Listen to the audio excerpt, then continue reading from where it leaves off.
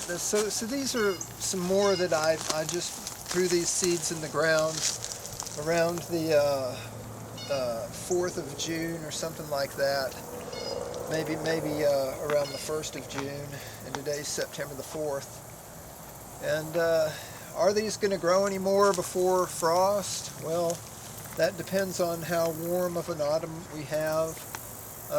Moringa stops growing when it starts getting around 40 degrees at night, 45 degrees at night.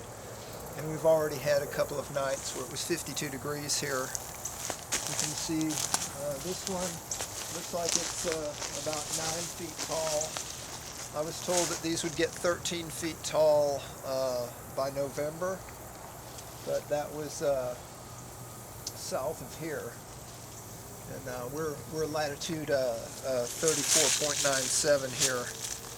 And so that's the update on the Moringa. And thank you so much for watching it. Like the video if you liked it. And until next time, Robert Franch at Franch's Farm.